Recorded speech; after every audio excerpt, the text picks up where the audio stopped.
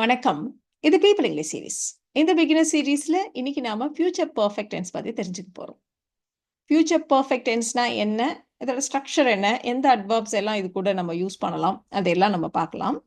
ஜென்ரலா நம்ம present perfect tense அப்படிங்கிறப்போ பிரசன்ட் இந்த டைம்ல எங்க அப்பா வீட்டுக்கு வந்துட்டார், வீட்ல தான் இருக்கார். எங்க மாமா ஊர்லேருந்து வந்து இருக்கிறார். இந்த மாதிரிலாம் சொல்றதுக்கு நம்ம பிரசன்ட் பெர்ஃபெக்ட் டென்ஸை யூஸ் பண்ணுவோம். இப்போ பாஸ்ட் பெர்ஃபெக்ட் டென்ஸ் அப்படிங்கிறப்போ பாஸ்ட்ல ஒரு டைமை சொல்லி அதுக்கு முன்னாடியே அவர் வந்திருந்தார், அதுக்குள்ளரே அவர் வந்து விட்டார், இப்படி சொல்லுவோம். ஸோ இந்த ரெண்டு விதமாகவும் நம்ம சொல்லுவோம். இதுக்கு நம்ம வந்து பாஸ்ட் பெர்ஃபெக்ட் டென்ஸை யூஸ் பண்ணுவோம். இப்போ பாஸ்ட் பெர்ஃபெக்ட் டென்ஸ்னா பாஸ்ட்ல ஒரு டைம் சொல்லி அதுக்கு முன்னாடியே அப்படி சொன்னோம் இல்லையா? இப்போ ஃபியூச்சர் பெர்ஃபெக்ட் டென்ஸை பொறுத்த வரைக்கும் ஃபியூச்சர்ல ஒரு டைமை சொல்லி அதுக்கு முன்னாடியே அவர் வந்திருப்பார், அவர் வந்து விடுவார், இப்படி சொல்றதுக்கு தான் நம்ம ஃபியூச்சர் பெர்ஃபெக்ட் டென்ஸை யூஸ் பண்ண போறோம். ஜென்ரலா ஃபியூச்சர் பெர்ஃபெக்ட் டென்ஸ் அப்படின்னாலே அந்த டைமுக்குள் நான் செய்திருப்பேன், போயிருப்பேன், வந்திருப்பேன் இப்படின்னு சொல்றதுதான் சகஜம். ஆனா நம்ம சாதாரணமா தமிழ்ல சொல்றப்போ செய்திருப்பேன் இப்படி நம்ம சொல்றது இல்ல. ஏதாவது ஒரு டைமை சொல்லி அதுக்குள்ள நான் செஞ்சிருவேன், அதுக்குள்ள நான் போயிருவேன், இப்படிதான் நம்ம சொல்லுவோம் இல்லையா? ஸோ இதுதான் வந்து ரொம்ப காமனா நம்ம தமிழ்ல சொல்றது. இதை தான் நாம ஃபியூச்சர் பெர்ஃபெக்ட் டென்ஸ்ல நம்ம சொல்ல போறோம்.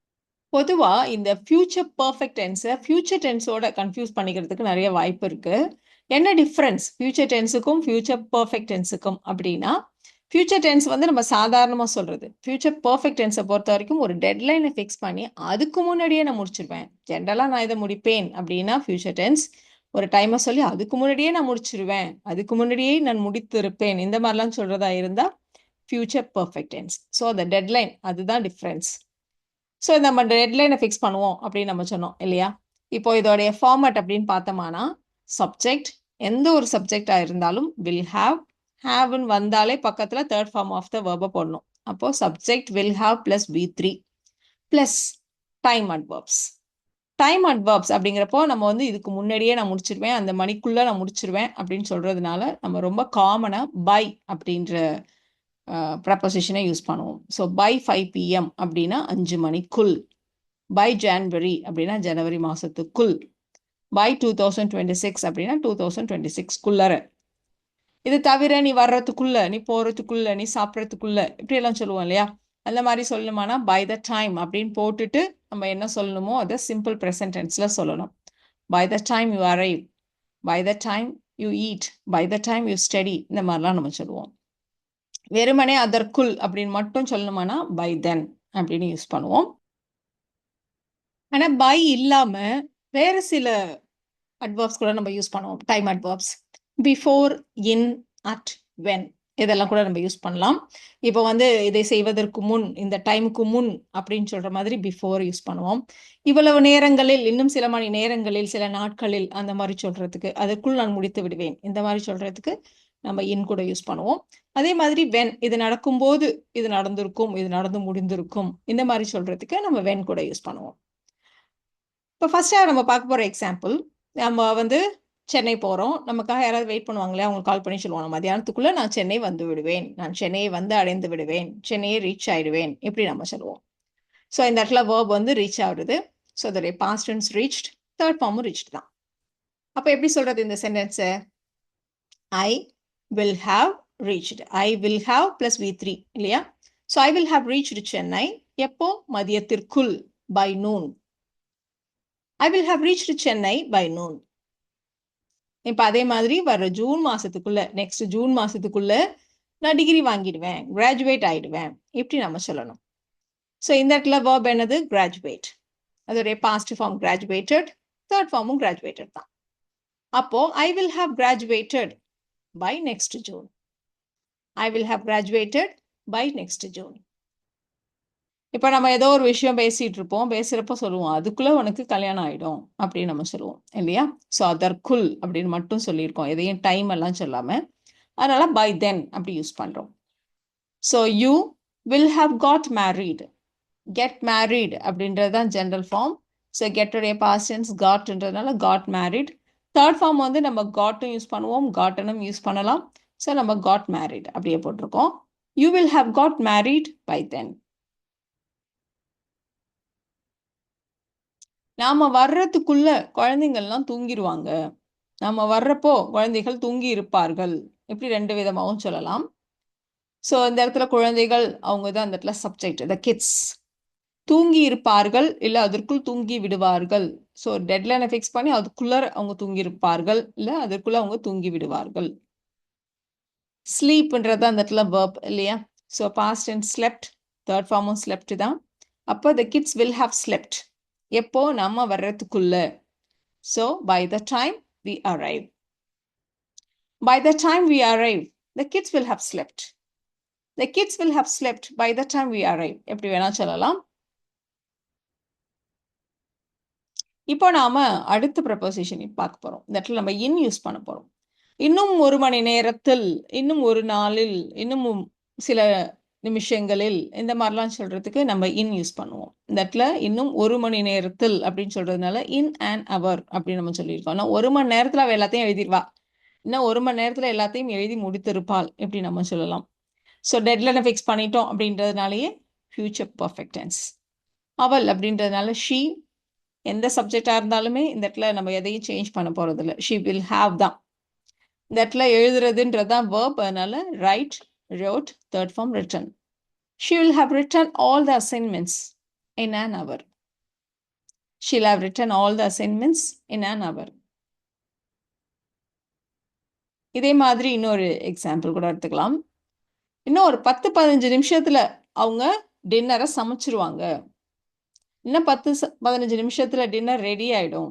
இன்னும் 10-15 நிமிடங்களில் அவள் இரவு உணவை சமைத்திருப்பாள். இப்படி நீங்க எப்படி வேணா எடுத்துக்கோங்க. டெட்லைனை ஃபிக்ஸ் பண்ணி அதுக்கு முன்னாடியே அவர் முடித்து விடுவாள், முடித்திருப்பாள், எவ்வளவுதான். ஸோ ஷீ வில் ஹாவ், இந்த இடத்துல சமைக்கிறது அப்படின்றதா வேர்ப்ன்றதுனால குக், குக்ட் அண்ட் தேர்ட் ஃபார்மும் குக்டு தான். She'll have cooked the dinner in 15 minutes or so.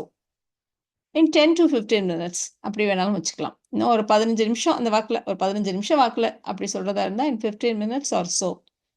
10 to 15 minutes, in 10 to 15 minutes அப்படி வேணாலும் சொல்லலாம். She'll have cooked the dinner in 15 minutes or so. She'll have cooked the dinner in 10 to 15 minutes. இப்போ நாம இன் வச்சு சொன்னோம் இல்லையா? இன்னும் 10-15 நிமிடங்களில் அப்படின்னு சொல்றதுக்கு. அதுக்கு பதிலா கெஸ்ட் வர்றதுக்கு முன்னாடியே அவங்க எல்லாத்தையும் ரெடி பண்ணியிருப்பாங்க, அதுக்கு முன்னாடி அவங்க சமைச்சிருவாங்க, அதுக்கு முன்னாடியே அவர்கள் சமைத்திருப்பார்கள், இந்த மாதிரி சொல்றதா இருந்தா நம்ம முன்னாடி அப்படிங்கிறதுனால பிஃபோரை கூட நம்ம யூஸ் பண்ணலாம். She will have cooked the dinner before the guests arrive. She will have cooked the dinner before the guests arrive. So guest வர்றதுக்கு முன்னாடியே அப்படின்றப்போ பிஃபோர் த கெஸ்ட் அரைவ் அப்படின்னு நம்ம சொன்னோம். சில சமயத்தில் இப்படி கூட சொல்லுவோம், அவங்கெல்லாம் வர்றப்போ எல்லாம் ரெடியாக இருக்கும், அவங்க வர்றப்ப எல்லாத்தையும் அவள் சமைத்து இருப்பாள் அப்படின்னு நம்ம சொல்லுவோம் இல்லையா? ஸோ அதனால வென் கூட நம்ம யூஸ் பண்ணலாம். She'll have cooked the dinner when the guest arrive அப்படி கூட நம்ம சொல்லலாம். ஸோ பை தான் யூஸ் பண்ணணும் அப்படின்றது இல்லை. ஃபியூச்சர் பர்ஃபெக்ட் டென்ஸ் அப்படின்னாலே பை, இதுக்குள் அப்படின்னு சொல்லணும் அப்படிலாம் கிடையாது.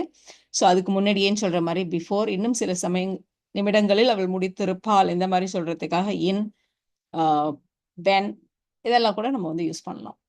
இது தவிர வேற எதெல்லாம் யூஸ் பண்ணலான்றதை அடுத்த எக்ஸாம்பிள்ஸ்ல நம்ம பார்க்கலாம். இப்போ நீங்க ஒரு பட்டர்ஃப்ளையை பார்க்குறீங்க, சீக்கிரம் போய் கேமரா எடுத்துருவா ஃபோட்டோ எடுக்கணும் அப்படின்னு சொல்றீங்க. அவங்க மெதுவாக போனாங்கன்னா நீ கேமரா கொண்டு வரதுக்குள்ள இந்த பட்டர்ஃப்ளை பறந்து விடும், அதற்குள் அது பறந்திருக்கும், இந்த மாதிரி நம்ம சொல்லுவோம். ஸோ அதற்குள் அது பறந்து விடும், அதற்குள் பறந்து இருக்கும், எப்படி வேணா நம்ம எடுத்துக்கலாம். ஸோ ஒரு டெட்லைன் என்னன்னா நீ கொண்டு வரதுக்குள்ளற. ஸோ இதுக்குள் அப்படின்னாலே நம்ம வந்து பை யூஸ் பண்ணலாம். நீ கொண்டு வரதற்கு முன்னேறே அது பறந்திருக்கும் அப்படின்னா பிஃபோர் கூட யூஸ் பண்ணலாம். ஸோ இந்த இடத்துல நம்ம 2 விதமாகவும் வச்சு சொல்லுவோம். ஸோ இந்த இடத்துல சப்ஜெக்ட் பட்டர்ஃப்ளை, த பட்டர்ஃப்ளை, பறக்கிறது அதுதான் verb இல்லையா? ஸோ ஃப்ளை, ஃப்ளூ, அதோடைய third form flown. The butterfly will have flown before you bring the camera. The butterfly will have flown by the time you bring the camera.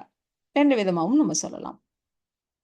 When கூட வச்சு சொல்லி பாருங்க, நீ கொண்டு வரப்போ அது போயிருக்கும் அப்படி கூட சொல்றதா இருந்தா the butterfly will have flown when you bring the camera அப்படி கூட நம்ம சொல்லலாம். இப்போ அட் வச்சு எப்படி சொல்றது? இப்போ ஃபியூச்சர் டென்ஸையும் ஃபியூச்சர் பர்ஃபெக்ட் டென்ஸையும் அப்படியே கம்பேர் பண்ணிடலாம். 8 மணிக்கு நான் கிளம்புவேன், கரெக்டாக 8 மணிக்கு நான் வீட்டிலேருந்து புறப்படுவேன் அப்படி சொல்றதா இருந்தா அது நம்மளுடைய plan. I will leave at 8 o'clock அப்படின்னு நம்ம சொல்லுவோம். I will leave at 8 o'clock. So என்னம்மா பிளானே எப்போ போகிறேன் அப்படின்னா ஒரு 8 மணிக்கு நான் கிளம்புறேன் I will leave at 8 o'clock.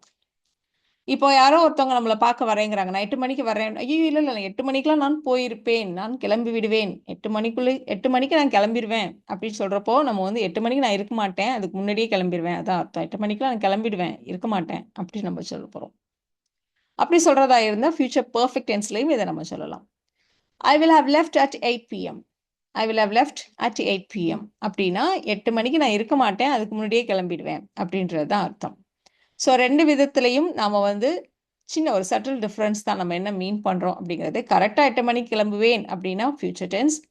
8 மணிக்கு நான் இருக்க மாட்டேன், அதுப்பே நான் கிளம்பி இருப்பேன் அப்படின்னு சொல்கிறதா இருந்தால் ஃபியூச்சர் பர்ஃபெக்ட். நீங்கள் நெகட்டிவ் சென்டென்ஸாக சொல்லணுமானா ஒரு டெட்லைனை ஃபிக்ஸ் பண்ணி அதுக்கு முன்னாடியே அவர் முடிக்க மாட்டா, செய்ய மாட்டா, அந்த மாதிரி சொல்கிறதா இருந்தால் will not have அப்படின்னு யூஸ் பண்ண வேண்டியதான். I will not have left. I will not have completed the assignment before 8 p.m. இந்த மாதிரிலாம் நம்ம சொல்ல வேண்டியதுதான். இப்போ நம்ம அடுத்து பார்க்க போகிறது questions. எப்படி கேள்வி கேட்கறது, ஃபியூச்சர் பர்ஃபெக்ட் டென்ஸை வச்சு எப்படி கேள்வி கேட்கறது. ஸோ பொதுவாக நமக்கு ஸ்ட்ரக்சர் சப்ஜெக்ட் ப்ளஸ் வில் ஹாவ்னு இருந்தது. அதில் வில்லையும் சப்ஜெக்டையும் மட்டும் இன்டர்சேஞ்ச் பண்ணியிருக்கோம். So will subject have plus V3. will I have, will you have, will she have, இந்த மாதிரி நம்ம யூஸ் பண்ணுவோம். இப்போ எக்ஸாம்பிளுக்கு அவள் 1 மணி நேரத்தில் அசைன்மெண்ட் எல்லாத்தையும் எழுதி முடித்து விடுவாள் அப்படின்னு நம்ம சொன்னோம் இல்லையா. 1 ஹவர்க்குள்ளர எழுதி விடுவாள், எழுதி முடித்திருப்பாள் இப்படி நம்ம சொன்னோம். இப்போ இதையே கேள்வியா கேட்க போறோம். இன்னும் 1 மணி நேரத்துல நீ எல்லாத்தையும் முடிச்சிடுவியா அப்படின்னு நம்ம கேட்க போறோம். ஸோ நீ அப்படின்னு வச்சு சொல்ல போறோம். சப்ஜெக்ட் வந்து you. You will have written all the assignments in an hour. இது ஸ்டேட்மெண்ட். இதில் வில்லையும் யூவை மட்டும் இன்டர்சேஞ்ச் பண்ணி will you have written all the assignments in an hour? will you have written all the assignments in an hour? இப்படி நம்ம கேட்கலாம். இப்போ விருந்தினர்கள் வர்றதுக்குள்ள அவ சமைச்சிருவாளா, அதுக்குள்ளார முன்னாடி அவ சமைத்திருப்பாளா அப்படி நம்ம கேட்க போறோம். ஸோ she will haveன்னு இருந்தது இல்லையா, அதை சேஞ்ச் பண்ணி will she have. will she have cooked the dinner before the guests arrive? will she have cooked the dinner when the guests arrive? will she have cooked the dinner by the time the guests arrive? இப்படி எப்படி வேணா கேட்கலாம் நம்ம. இதில் நிறைய பேருக்கு வர doubt என்ன அப்படின்னா, பொதுவாக ஷீ வந்தால் பக்கத்தில் ஹேஸ் தானே வரணும், இங்கே வில் ஷீ ஹாவ்னு இருக்கு அப்படி நமக்கு தோணும். பட் ஷீ வில் ஹாவை தான் நம்ம வந்து இப்படி இடம் மாற்றி போட்டிருக்கோம். ஸோ இந்த இடத்துல முன்னாடி வில் வர்றதுனால இந்த ஸ்ட்ரக்சர் இப்படி தான் இருக்க முடியும். இப்போ இன்னொரு கொஸ்டின் கூட கேட்கலாம். எப்போம்மா நீ பள்ளி படிப்பை முடிப்பாய், எப்போ உன்னோட ஸ்கூல் படிப்பு முடியும் அப்படின்னு கேட்போம் நம்ம. இப்போ அது வந்து ஃபியூச்சர் டென்ஸில் கேட்போம். when will you complete your schooling எப்படி நம்ம கேட்போம். ஆனால் இந்த இடத்துல ஒரு டெட்லைனை சொல்லி அதுக்குள்ளே நீ முடிச்சிருவியா, அதுக்கு முன்னாடி முடிச்சிருவியா அப்படி நம்ம கேட்க போகிறோம். ஸோ 2026க்கு முன்னாடி உன்னோட பள்ளி படிப்பு முடித்து விடுவாயா இப்படி நம்ம கேட்க போகிறோம். அதனால will you have finished your schooling before 2026? will you have finished your schooling before 2026? So இந்த வீடியோவில் நாம் ஃபியூச்சர் பர்ஃபெக்ட் டென்ஸ் எப்போ யூஸ் பண்ணணும், அது கூட யூஸ் பண்ணுற டைம் அட்வர்ப்ஸ், இதை பற்றியெல்லாம் டீட்டெயிலாக தெரிஞ்சுக்கிட்டோம். இந்த வீடியோ உங்களுக்கு யூஸ்ஃபுல்லாக இருக்கும்னு நினைக்கிறேன். Thank you so much.